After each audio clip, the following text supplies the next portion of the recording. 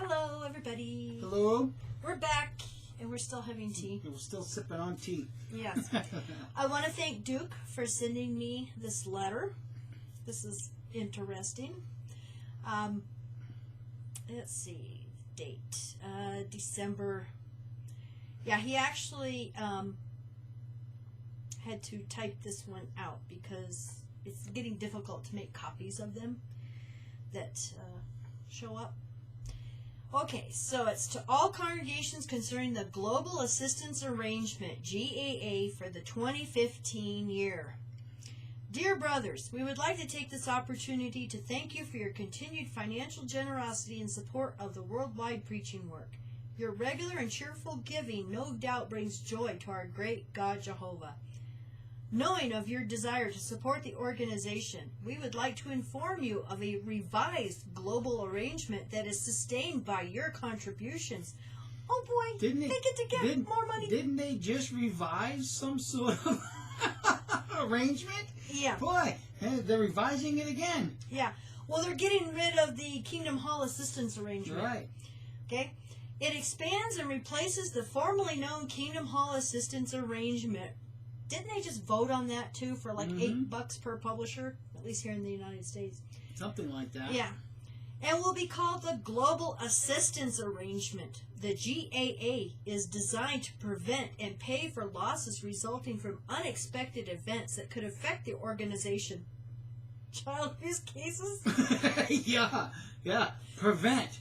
You know, when the GAA is designed to prevent and pay for losses resulting from unexpected. Okay, so a typhoon is but how do you prevent a typhoon? There ain't no amount of money in the world that's going to prevent that from happening. So when they say designed to prevent, that has to do something about educating elders about child abuse. From unexpected events that could affect the organization. It cares for accidents at kingdom halls, assembly halls, and branch facilities, or wherever there is damage as the result of natural disaster, fire, moisture, or vandalism. The arrangement is based on the principle found at 2 Corinthians 8:14, where we find the Apostle Paul's encouragement that an equalizing take place with regard to financial support.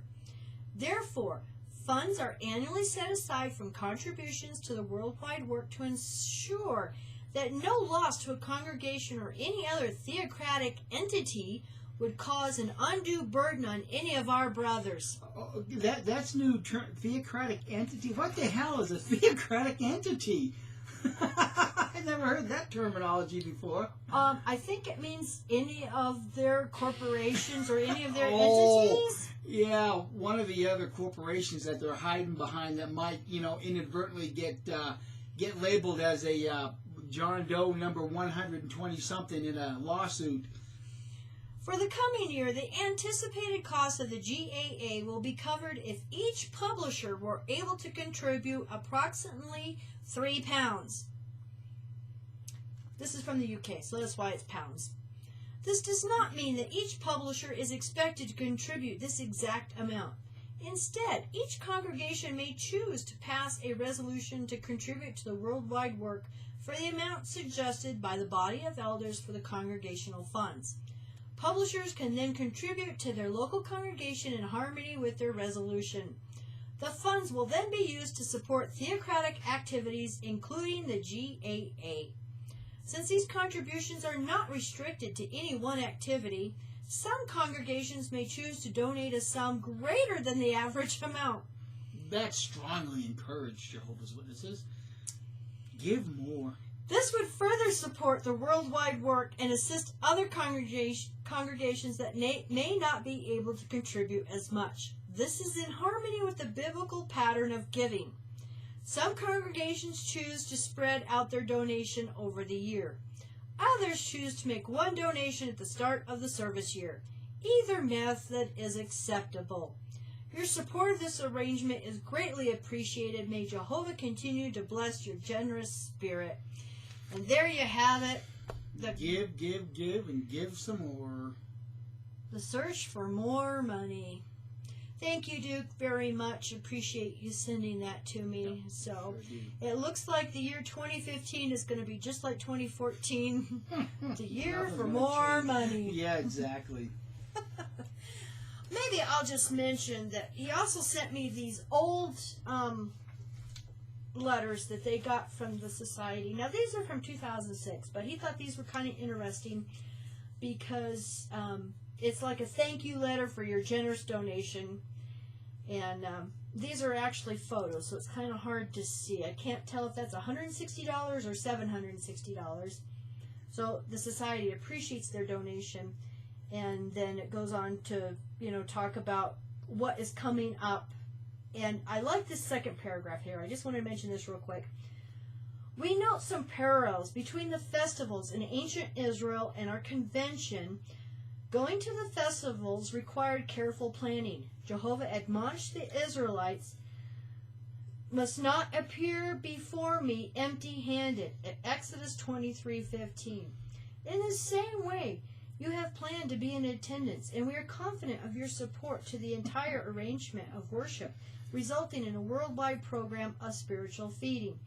So that translates, do not appear before Jehovah empty-handed. Yeah, that means when you go to your assemblies, make sure you have money for the donation box. Yeah. Plan on it. Yeah, this is crazy. Okay, now in this one, it talks about, this is for the worldwide work, and it was only for $90 or 90 pounds. Yeah, 90 pounds. So they go on to explain, that the district convention, they've been busy, and they're printing, they go into this spiel about how much magazines they've printed in literature. Now, a third campaign is fast approaching. Kingdom News distribution. We printed 35 million invitations in 27 languages, 5.5 million copies of Awake in 8 languages, and almost 32 million copies of Kingdom News in 16 languages. In spite of all your extra activity, you still remembered the contribution box. How can they forget it when you've got it right in front of them and reminding them at almost every meeting? Don't forget that contribution box. That's how you get to heaven. Yeah. You gotta buy your way. We appreciated that because, as you can imagine, we had to buy a lot more paper and ink to print those special campaign items. And pay for another child abuse. This was sent out to the congregation September to all congregations. 2006. Yeah. Man, they just never let up on the search for more money, did they? Well, this is 2006, so yeah. It's gotten a lot worse since. Yeah, absolutely. But I just thought that was kind of funny, how the Israelites were not to appear before Jehovah empty-handed. So even though you're planning on going to your convention, don't forget the contribution box now. Don't show up empty-handed. That's right. You wouldn't want to piss Jehovah off by not bringing something to contribute. Now, would you, Jehovah's Witnesses? Oh, my goodness. Yes. When will the madness ever end? Yeah, I know it. So I just can't believe that we sat in the kingdom halls and listened to this and say, oh, yeah, honey, let's see, how much can we afford to contribute? Let's see, the hotel's going to cost us, what, $200? We're going to have to spend at least $100 on eating out. We're going to have to see gas in 2006. Well, see, what was gas in 2006? About what it is now. About what it is now, yeah. It's under $3 a gallon. So we have to budget. Let's see. I think we can afford to donate a whole $5. Because you got to remember, at that time in history, I think we were window washers and janitors, weren't we? But yet we swallowed it like the good J-dubs we were. Wow. Now, do you want to discuss what we heard on the show last night? Since we're only at 9 minutes? Oh, I don't know. We could discuss a few things. We were part of the Christmas special on the 6 Screens of Watchtower, and thank you, 6 Screens, for allowing us to do that. And thank you, everybody, for calling in and your comments and your well wishes and everything. Because there was a lot on the chat too that were talking to us. And just a couple of quick things that was mentioned. Johnny the Bethelite came on, and he was talking about a few things. And I know in the other video we mentioned how coming pretty soon the elders are going to be weaponized, and that there's going to be some changes coming up. Now the word weaponized is indicative of me. Okay, that's this Johnny the Bethelite. That's his word. That's me. That's all me. Yes, that's his personal opinion and personal word. I want to make that clear so that nobody thinks differently of Johnny the Bethelite. Yeah. Okay. So it appears that in the next few months there is going to be some elders' letters going out, and the elders are going to be told to be contacting those that are inactive. You know, all of those who are trying to successfully fade and inactive, and maybe who are learning TAT. The elders are going to be contacting them and trying to set up shepherding calls. Can I interrupt here for just a minute? Yeah. We want to let the community, and even current Jehovah's Witnesses, or even those that are trying to successfully fade, understand that. Oh my God! I just lost my train of thought. Wow. I did. I lost my train of Well, thought. I'll go to the next step. Oh, yes. Watchtower is very well aware of the conscience class that exists within its organization. Watchtower is very well aware of elders that are awake to TAT and are still serving, leaking stuff.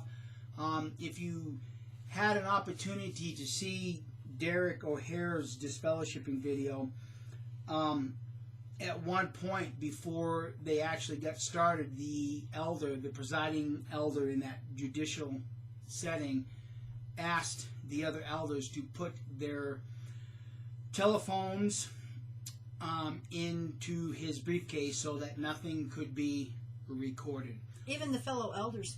Why would Watchtower demand that unless somebody was telling them secretly that there is a certain percentage of elders that are awake to TAT? And recording these meetings. And so Watchtower is living in a whole system of, I don't want to use system, but they're living in fear of what these elders could potentially do to destroy Watchtower. So Watchtower, even just any of the dissident class or conscious class, conscious class.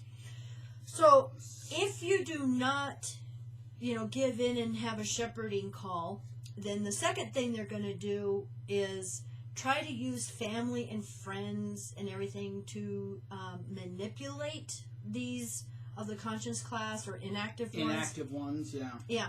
And if you don't comply with this and meet with them or talk with them, then you will be sent a letter inviting you to a JC meeting.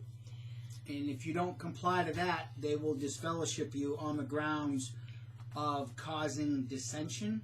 Spreading discontent. Dissension. And the biggest thing of this, and Mike even asked him, he says, Johnny, is this fear, that they're going to be talking to their friends and family? And he's like, yeah. And this is all governed by, this is a fear mechanism that Watchtower is going to use.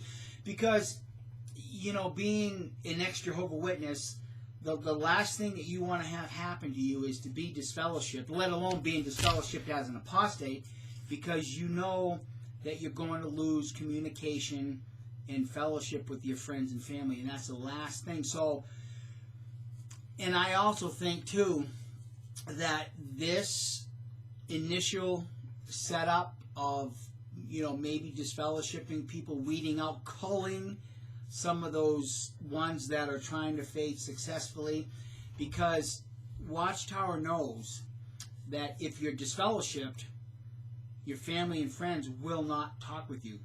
But if you are inactive, the Jehovah's Witnesses will still talk to you.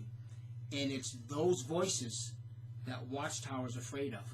Yeah. Watchtower is afraid of the conscious class, those that are inactive, because those that are inactive are finding YouTube, they're finding these websites. Well, they're talking to their friends and family and waking waking them up. they're learning TAT, and they're talking to their friends. Yeah. Now, Johnny did also mention that if you are over 18 and you're still living with your parents and you're of this conscience class or inactive or something, and you don't comply, that not only will you be disfellowshipped, but your family will be threatened to kick you out, or they will be disfellowshipped. Yeah, so there's some big change, and here again, this is scuttlebutt. I don't doubt Johnny the Bethelite at all, because everything that he has said before on this program has come true. But until it really is implemented and how it's really going to work, that's going to be something to see. But as I mentioned in a previous video, I think 2015 you're going to see the noose around the neck of Jehovah's Witnesses get tighter and tighter. And at the same time, I do see Watchtower using something like this in the beginning as a springboard for other things later. Well, to threaten them, it's like, oh, you're not getting your 10 hours a month. You know, are you becoming a secret dissident or...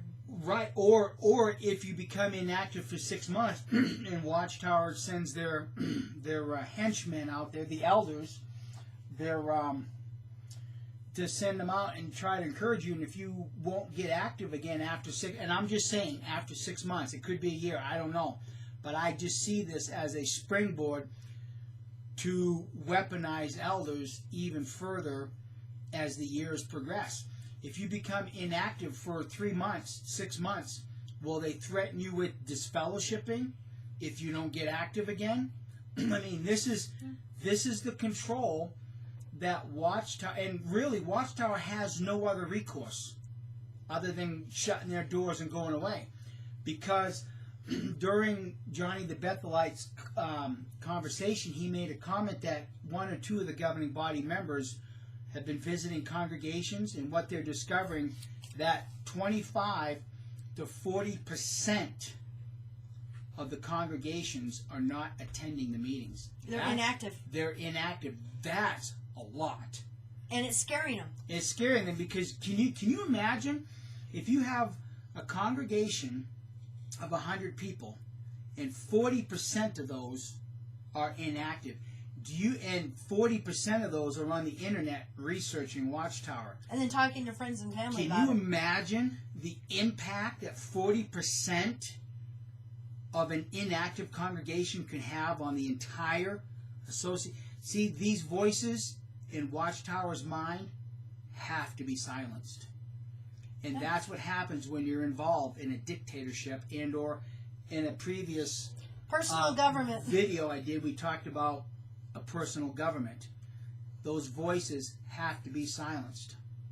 This is a really viable threat to Watchtower, and that's why I feel Johnny is right, because Watchtower has no choice but to tighten that noose hold on Jehovah's Witnesses. Okay, Mikey. We have to go get ready for Tony's arrival tonight. And so you all have a great weekend, and we're pretty sure there's going to be a video coming real soon. Bye.